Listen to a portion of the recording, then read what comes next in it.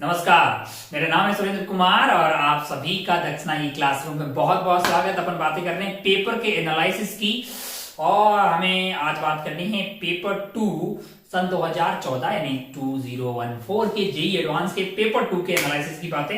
तो आइए खेला स्टार्ट करते हैं, मुद्दे की बात करते हैं। शॉर्ट एंड प्रिसाइज इस वीडियो को रखेंगे अपन, क्योंकि डिटेल्ड में आपको इस पेपर का सॉल्यूशन ऑलरेडी हमारे चैनल दक्षिणा ई क्लासरूम पे 2014 का ऑलरेडी अवेलेबल है। हम सिर्फ यहाँ पे एनालिसिस की बातें करेंगे, यानी क्या डिफिकल्टी थी, किस तरह का पैटर्न था और क्या क्या चीजें अगर आप कॉन्फिडेंस के साथ सॉल्व करके गए होते तो आप बहुत अच्छा कर पाते। ये लगभग हर पेपर में ऐसा ही रहता है कि आपको कौन सा मटेरियल सॉल्व करके जाना होता है। जो मटेरियल हमने आपको दिया है, यानी सारे चैप्टर का अगर आपने स्ट्रेट ऑब्जेक्टिव टाइप सॉल्व कर रखा होता, अगर आपने सारे चैप्टर का जो भी होमवर्क आपको दिया गया है क्लासेस में अगर वो किया होता, रैंक पोस्टर लास्ट में सॉल्व कर दिया होता, सारे पेपर जो आपने किए होते, मैं ये नहीं बोलता कि उस केस में आप पूरा पेपर सॉल्व कर पाते, लेकिन टेक्निकली जो कॉन्सेप्ट है वो सारे उसमें कवर हो जाते। बाकी आप जो है आपकी प्रेजेंस ऑफ माइंड की कैसा है, आपकी कैलकुलेशन कैसी रही है, और वैसे भी आपको पूरा पेपर 100% सॉल्व करने की कतई जरूरत नहीं है। आपको तो ढूंढना होता है कि 50% पेपर कर ले, मतलब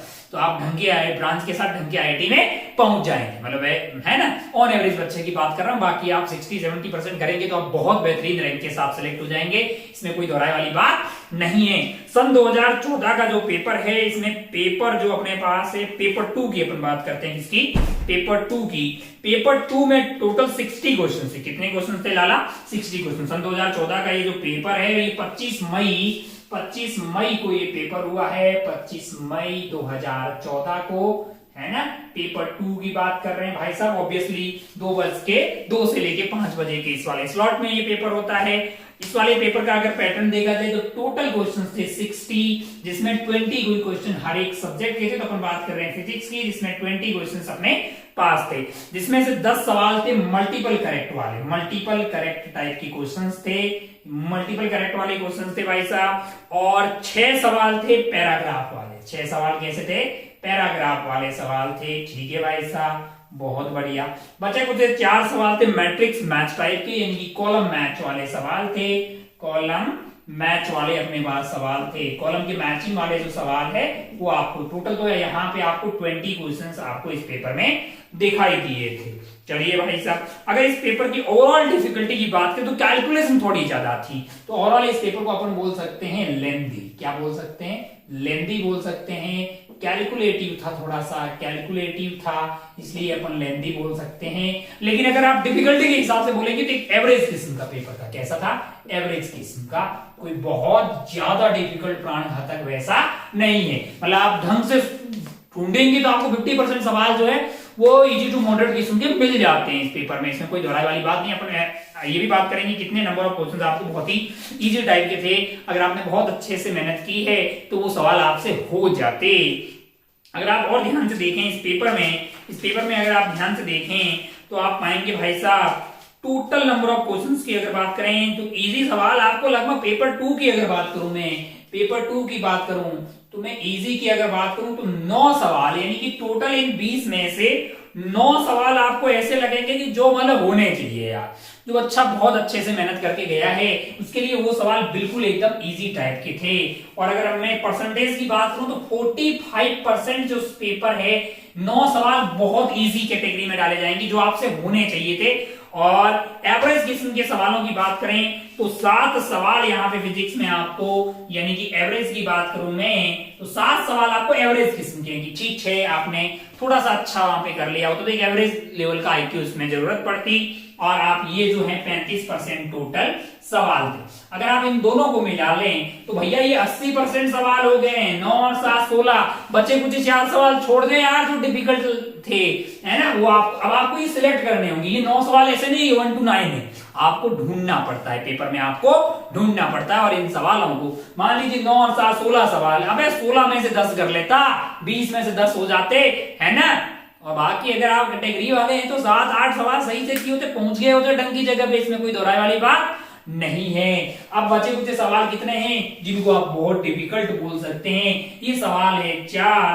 परसेंटेज की भाषा में बात करें तो सिर्फ 20% सवाल ऐसे बोल सकते हैं जो काफी डिफिकल्ट कैटेगरी के हैं, यानी जो एग्जाम में मतलब सोच के अंजाम तक पहुंचना थोड़ा डिफिकल्ट है, यानी है ना। चलिए भाई, अगर अपन ऐसे बात करें इस पेपर 2014 में तो मैकेनिक्स की इज्जत थोड़ी ज्यादा थी। मैकेनिक्स एंड एचएसएम की अगर बात करें तो इसकी इज्जत ज्यादा थी, क्योंकि इसमें टोटल जो है ना, पहले वाले पेपर में 7 सवाल आए थे और दूसरे वाले में 5 सवाल आए थे। टोटल 12 सवाल जो है आपको मैकेनिक्स से ही पूरे दोनों पेपर में आपको दिखाई देते। तो अगर आप ओवरऑल बात करें तो 55% जो खेला है वो आपको कक्षा 11वीं के सिलेबस से था, और 12th की बात करें तो 45% है।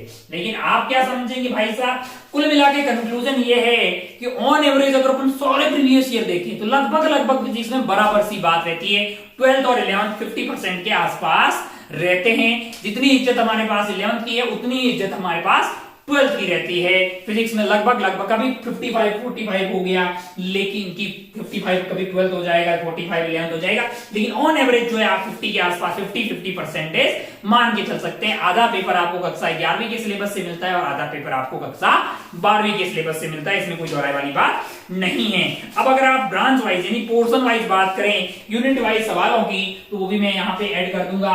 अगर सबसे ज्यादा आपको पहले मैं बोल चुका हूं कि मैकेनिक्स और एचएसएम के आपको सबसे ज्यादा इन 20 सवालों में से 5 सवाल आपको मैकेनिक्स और एचएसएम के दिखाई देते, 3 सवाल आपको हीट एंड थर्मोडायनेमिक्स के, वेव्स का कोई सवाल नहीं है, लेकिन 2 सवाल ऑलरेडी पेपर 1 में आ गए थे। प्रॉपर्टीज ऑफ मैटर के 3 सवाल है, इलेक्ट्रोस्टैटिक्स के 2 सवाल है, करंट इलेक्ट्रिसिटी का 1 है, मैग्नेटिज्म के 2 है, मॉडर्न फिजिक्स के 2 सवाल, ऑप्टिक्स के 2 और प्रैक्टिकल फिजिक्स का ऑलरेडी पेपर 1 में 1 आया था, तो इसमें कोई सवाल नहीं देखने को मिलता पेपर 2 में भाई साहब। अच्छा, बहुत बढ़िया।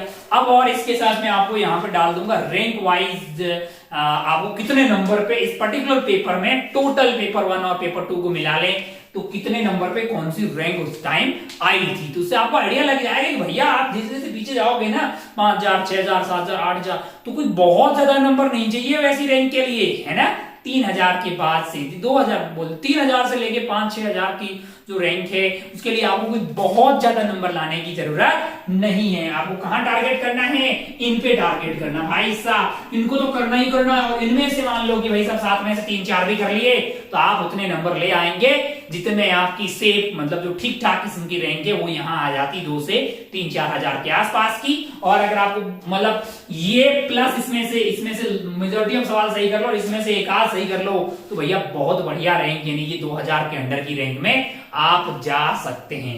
ये मतलब इसमें काफी सारा पार्ट सही होना चाहिए, अटेम्प्ट करना। कई बार कुछ चीजें एक आध गलत भी हो जाता है तो होता है एग्जाम में, ऐसा हम उसको मिनिमाइज कर सकते हैं, जीरो नहीं कर सकते हैं। खैर, अगर अपन आगे बढ़े तो अब हमारा मोटा मोटा एनालिसिस तो भैया यही है ना। आपको रैंक नंबर वर्सेस रैंक यहाँ पे डाल दिया जाएगा, जिससे एक आइडिया लग जाएगा, कट ऑफ भी आपको पता लगे। अब मुद्दे की बात है कि आप क्या सॉल्व करके जा रहे हैं, इन सारे एनालिसिस से आप क्या समझ रहे हैं। के मास्टर आपको आसान भाषा में ये बोल रहा है कि आप अपनी बुकलेट का स्ट्रेट ऑब्जेक्टिव टाइप क्वेश्चंस कर डालिए सारे चैप्टर का अगर कर पाओ तो। और अगर ये भी पहले से हम बातें कर रहे हैं कि कुछ चीजें जो आपको बहुत खराब लगती है, जैसे आपको रोटेशन बहुत खराब लगता है तो आप उसको नहीं भी करेंगे, लेकिन उसको बेसिक समझ लीजिए। फिर आप heat and thermodynamics, optics, modern physics है, आसान है, दोनों जगह कॉमन रहती है। आप जो है string wave and sound wave उसको देख लीजिए, ईएमआई, एसी और मैग्नेटिज्म वाला पार्ट अच्छे से कर डालिए तो भैया आप जो है रोटेशन के सवाल नहीं भी अटेंड करेंगे तो भी आप पहुंच जाएंगे। मैं आपको एक आइडिया बता रहा हूं कि ऐसा जरूरी नहीं है कि आप पूरा का पूरा सिलेबस आपका बढ़िया से सॉल्व किया हुआ हो। मैकेनिक्स आपको बहुत टफ लगती है तो मैकेनिक्स का बेसिक नॉलेज आपको सारा होना चाहिए। ऐसा नहीं है कि भैया हाफ रिंग का सेंटर ऑफ मास भी नहीं पता हो, वैसा नॉलेज होना चाहिए। और आपने अगर 12th वाला पार्ट भी बहुत अच्छे से कर रखा है तब भी आप बहुत सिलेक्ट हो सकते हैं अच्छी रैंक के साथ, इसमें कोई दोहराए वाली बात नहीं है। लेकिन हाँ, आपको फिर कॉन्फिडेंस होना चाहिए इतना कि भैया इलेक्ट्रोमैग्नेटिज्म का कोई भी सवाल आएगा अपन फोड़ लेगा, वेव्स का कोई भी सवाल आएगा अपन उसको टैकल कर लेगा। ऐसा कॉन्फिडेंस कब आएगा, जब आपको जो मटेरियल दिया जा रहा है, जो होमवर्क दिया जा रहा है, जो प्रीवियस ईयर के टेस्ट हैं, उस पर्टिकुलर जो भी पोर्शन आप कर रहे हैं वो आपने पूरे सॉल्व कर रखे होंगे तो बिल्कुल आप जो है एग्जाम में बहुत अच्छा कर पाएंगे, इसमें कोई दोहराए वाली बात नहीं है। कोई पर्टिकुलर सेक्शन आपको, कोई पर्टिकुलर चैप्टर बहुत टफ लग रहा है तो इसे हताश, परेशान या निराश होने की कतई जरूरत नहीं है। यार रोटेशन बहुत टफ है, अब हमको जो है कुछ नहीं हो सकता, ऐसा बिल्कुल भी नहीं है, ऐसा बिल्कुल भी नहीं है। आप हीट एंड थर्मोडायनेमिक्स को अच्छे से कर डालिए, वो केमिस्ट्री में कुछ कुछ पार्ट आपको मैच होता हुआ दिखाई देता है।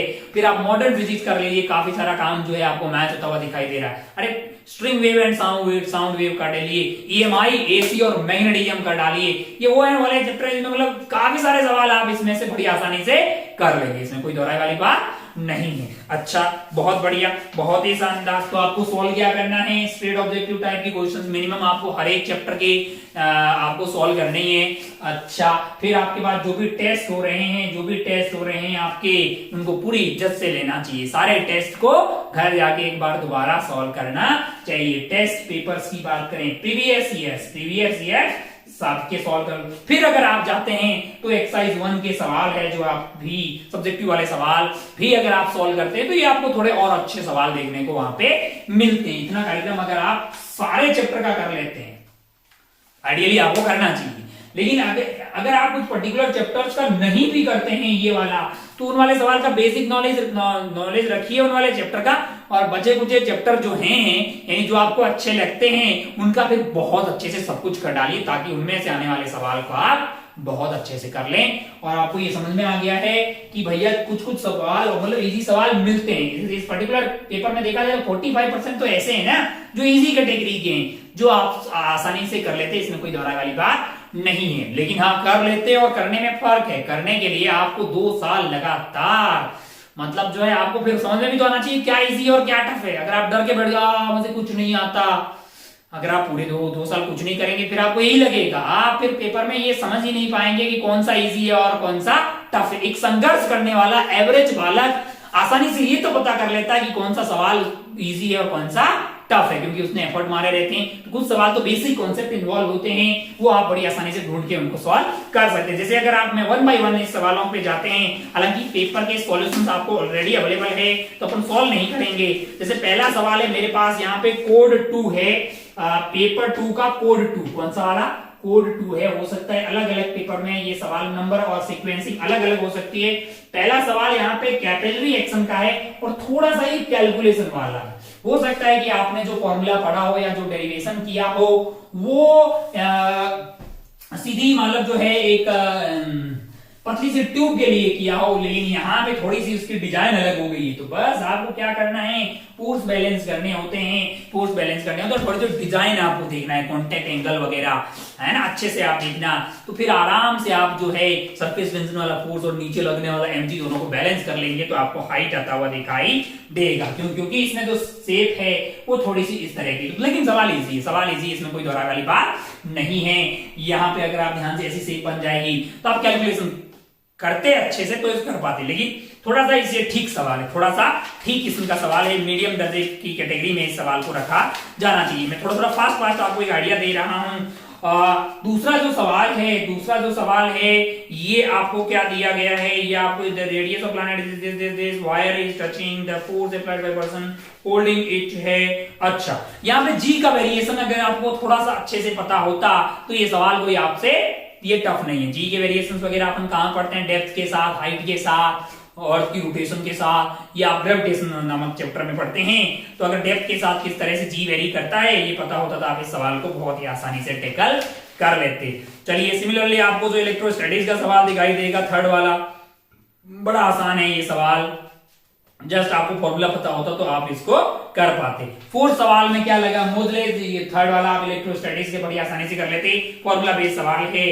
फोर्थ वाला सवाल भी जो है मोजले लॉ पे, मॉडर्न का सवाल है इसलिए मैं बता रहा हूं। आप जानते हैं कि मोजले साहब ने बोला है frequency is equal to a into z minus b, बस यही यूज करना। फ्रीक्वेंसी आपका v by lambda है तो यहाँ पे 1 by lambda का रूट, ये यहाँ पे डायरेक्टली प्रोपोर्शनल, ये वाला रिलेशन आपको यूज करना है जिससे कि आप लैम्डा ऑफ कॉपर और लैम्डा ऑफ एमओ का रेशियो यहाँ पे आप पता कर लेते। जस्ट आपको ये फॉर्मूला पता होता मोजले लॉ का तो अगर आपने पढ़ा, बेसिक नॉलेज की जरूरत है, ये हर वो बालक जो मॉडर्न पढ़ता है उसको इसका आइडिया होता है। सिमिलरली जो पांचवा सवाल है, कौन सा सवाल है, इसको भी मैं इजी के कैटेगरी में ही रखेंगे, क्योंकि इसमें क्या हो रहा है ना, एक बीट को यहां से रिलीज किया, ये है ना, तो अपने को पता है ना कि जब थीटा इज इक्वल टू, ये वाला तो सब लोगों ने पढ़ा होता है ना, ऐसे रखा हुआ है भाई साहब, एक फिक्स आइटम है, यहां से आइटम को रिलीज कर दिया, तो अपने को पता होता है ना कि theta is equal to cos theta is equal to 2/3 जब होता है तो नॉर्मल 0 हो जाता है, तो ये बाहर भागने की कोशिश करता है।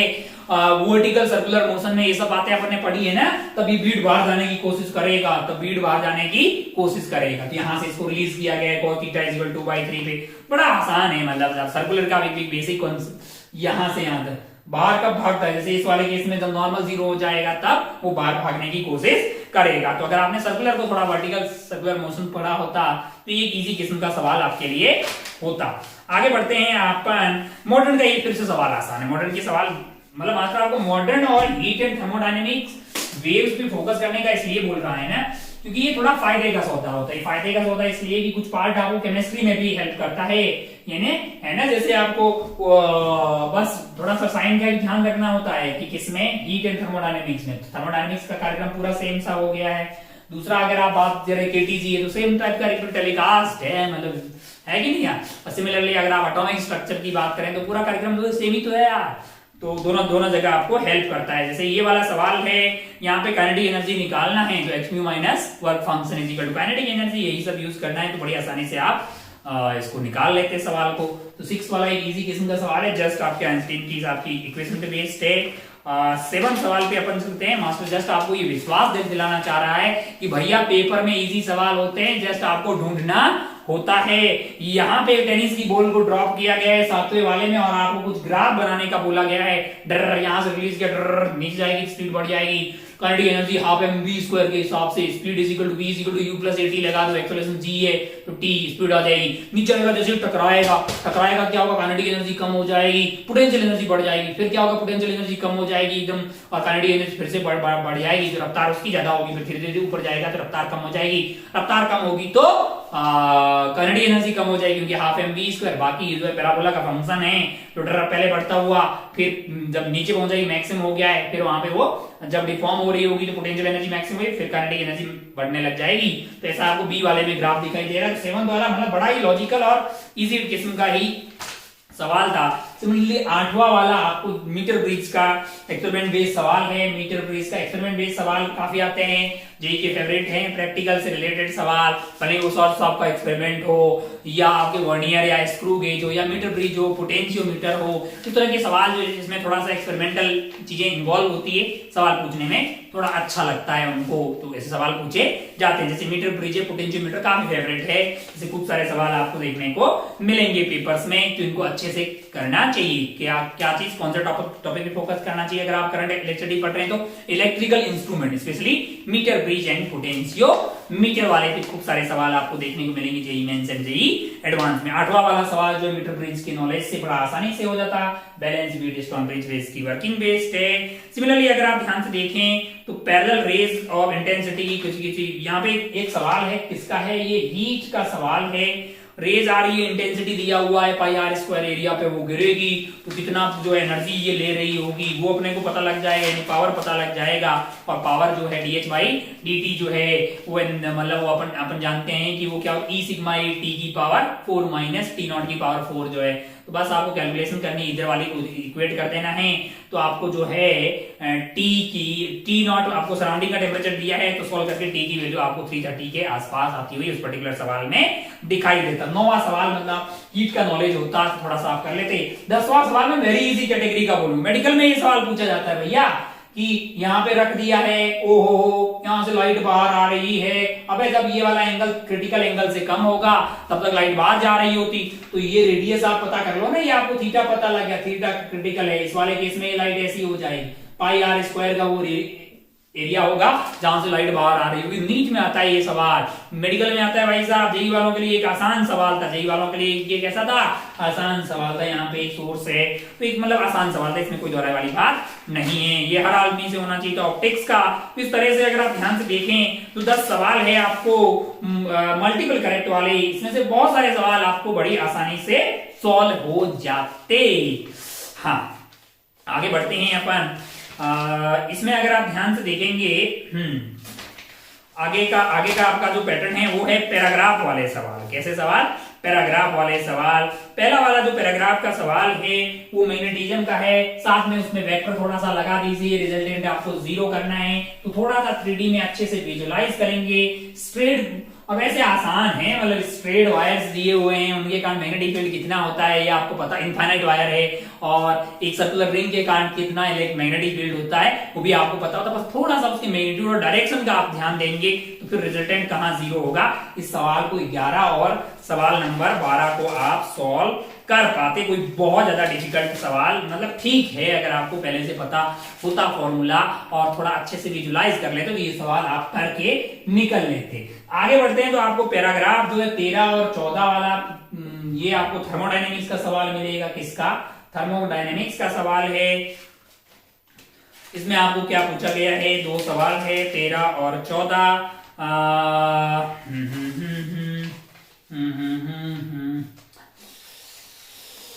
आपको heat, specific heat and NCP delta T और एनसीपी डेल्टा टी के नॉलेज की जरूरत पड़ती और आप इसको कर लेते। दूसरे वाले सवाल में आपको जो है फर्स्ट लॉ का यूज लगता।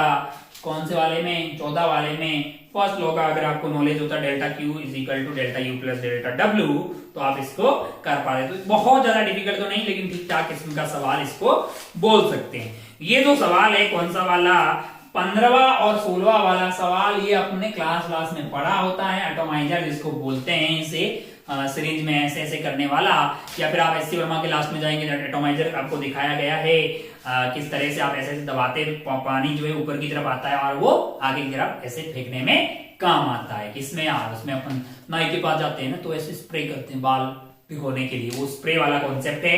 बस आपको क्या लगाना होगा, इसमें बर्नौली का अच्छे से उपयोग करना होगा तो आप सवाल नंबर 15 और 16 जो है वो सॉल्व कर पाते। अब आप ये नहीं मैं सॉल्व एनालिसिस सॉल्व करके मैंने ऑलरेडी इनको डाल रखा है। मात्र तो आपको विश्वास दिलाने आया है कि आपके बस की बात है, आपके बस की बात है। मंजिल ने हौसलों से कहा कि तुम्हारे बस की बात नहीं है। हौसलों ने मंजिल की आंखों में आंखें डाल के कहा कि चल हट जुट्टी, तेरी इतनी औकात नहीं है। हौसलों ने मंजिल की आंखों में आंखें डाल के कहा कि चल जुट्टी, तेरी इतनी औकात नहीं है, कि ऐसा नहीं हो कि मेरी औकात से बाहर हो, मैं कर सकता हूं। क्योंकि आप तो भैया देश के क्रीम आउट ऑफ क्रीम है ना। जिले की बेस्ट बच्चों को सिलेक्ट किया जाता है नवोदय में, उसमें भी बेस्ट बच्चे सिलेक्ट करके लाए जाते हैं दक्षिणा में।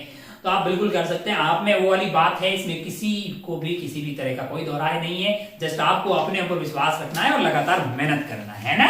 है ये आप जानते हैं कि भैया बगैर मेहनत के काम नहीं हो सकता। इंटेलिजेंट होना और मेहनत करने में दोनों में फर्क है। आप इंटेलिजेंट तो है, इसमें कोई दोहराई नहीं है, पर आप मेहनत करेंगे तो आप बहुत अच्छा करेंगे, इसमें कोई दोहराई वाली बात नहीं है। 17 और ये जो 16 है, 17, 18 और 19, 20 ये जो सवाल है ये मैट्रिक्स मैथ वाले सवाल है। यहाँ पे अगर आप ध्यान से देखें तो एक फ्लूइड का सवाल है, अंडर रूट ऑफ 2gh, यानी कि वेलोसिटी ऑफ जो आपका ओरिफिस में से वाटर बार निकलता है उसकी वेलोसिटी पे बेस्ड सवाल है। वो आगे प्रोजेक्टाइल कर रहा होगा, जी की जगह जी इफेक्टिव आ जाएगा। तो टेक्निकली कोई बहुत डिफिकल्ट सवाल नहीं है। कौन से वाले सवाल की बात कर रहा हूं मैं, 17वें वाले सवाल की। और मैट्रिक्स मैथ में है ना, आप थोड़े से 2-3 मिला लो तो आप सही आंसर के आसपास पहुंच जाते हो, है ना। मैट्रिक्स मैथ में आप थोड़ा सा बुद्धि लगाएंगे ना उसमें, तो आप जो है सही आंसर तक पहुंचना थोड़ा आसान होता है, कंपैरेटिवली आसान होता है। अच्छा भाई साहब, दूसरा जो सवाल है 18 वाला, ये भैया बहुत इजी सवाल है। ये बहुत इजी सवाल है। जस्ट आपको क्या निकालना है, रिजल्टेंट निकालना है। आपको क्या निकालना है, रिजल्टेंट निकालना है। Direction of forces on the Q is given below. आपको मैच करना है बेसिकली वो किस डायरेक्शन में आ रहा, पॉजिटिव x से माइनस x से positive y minus y। Just आपको जो है अच्छे से वहां पे रिजल्टेंट निकालना है ताकि आप जो है चारों ऑप्शन यहाँ पे सॉल्व कर पाते। इसके बाद जो 19वां सवाल है, ये सवाल हर प्राणी से होना चाहिए। 1/f-μ-1/r1 - 1/r2 फॉर्मूला लगाते तो बड़ी आसानी से आप जो है फोकल लेंथ पता कर पाते है ना भाई।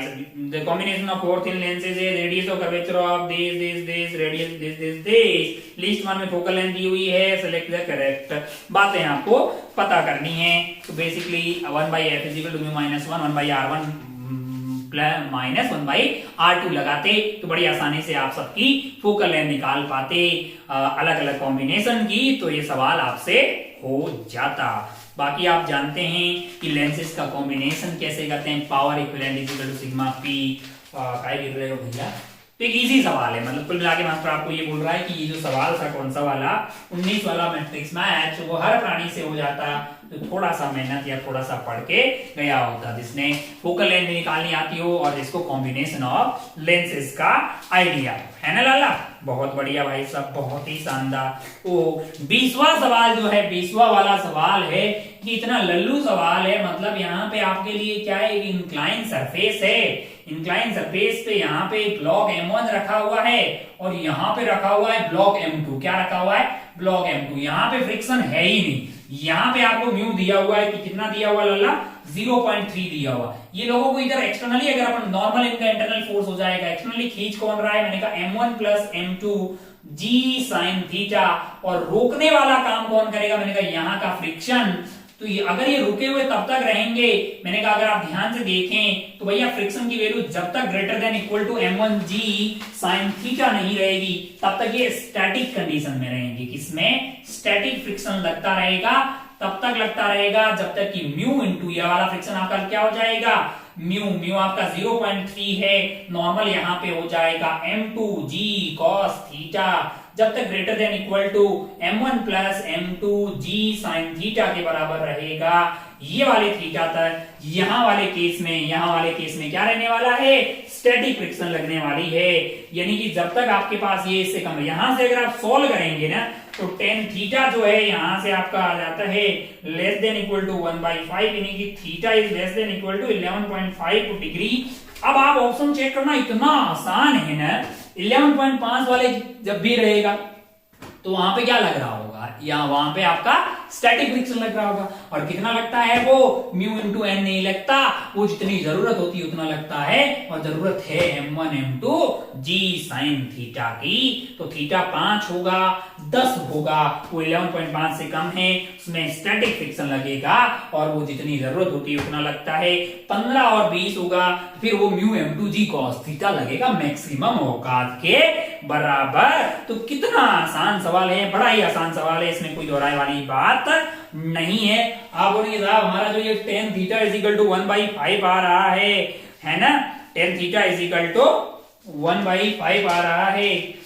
यहाँ पे अगर आप कैलकुलेशन देखिएगा तो जो tan थीटा = 1/5 यानी कि 0.2 का वैल्यू बन रहा है, यानी कि ये वाली वैल्यू आपको 11.5 यहाँ से कहां से मिल जाएगा?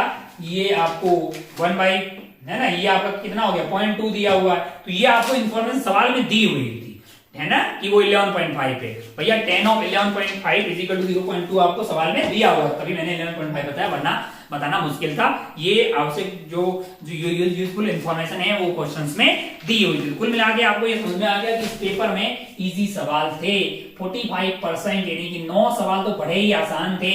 और अगर मतलब देखे तो आधा पेपर ऐसा हर बार मिल जाता है, कितना भी डिफिकल्ट है। मान लो कि बहुत ये तो आसान पेपर था, मान लो कि भैया 2019 का पेपर देख लें या 2016, हाँ कुछ पेपर ऐसे थे जो काफी डिफिकल्ट थे, लेकिन उनमें भी अगर आप ढूंढे जाएंगे ना तो भैया 25 से लेके 35% का ये जो रेंज है उसमें कुछ सवाल आपको मिल जाते हैं जो इजी होते हैं, अगर आप उनको सही कर दिया और बाकी नेगेटिव मार्किंग थोड़ी कम की, बहुत डिफिकल्ट वाले पेपर में भी आपकी रैंक अच्छी आ जाएगी। अच्छी बात है ये जेईई एडवांस की। अच्छी बात क्या है कि अगर आपने इजी वाले सवाल पहचान के उनको अच्छे से कर दिया तो आपके ओवरऑल नंबर भले ही कम हो लेकिन आपकी रैंक अच्छी आती है, इसमें कोई दोहराई वाली बात नहीं है। आप डिफिकल्ट पेपर जाए जिस भी ईयर रहा है, जैसे 2019 देख लीजिए, कुछ भी जब जिस ईयर में आपको जेईई एडवांस बहुत डिफिकल्ट लगा है उस वाले रैंक में आप रैंक वर्सेस नंबर का वो ग्राफ देख लीजिए, आप में काफी कम नंबर पे आपको बढ़िया बढ़िया रैंक आती हुई दिखाई देगी। तो ये बिल्कुल नीट की तरह नहीं है कि भाई 725 से मतलब 720 में 720 आते हैं, ऐसा नहीं है। आपको बस जेईई एडवांस के पेपर में ये ढूंढ लेना है कि इजी या एवरेज किस्म के सवाल कौन से वाले हैं, वो पेपर में पता लगने चाहिए और उनको आप सही कर लें।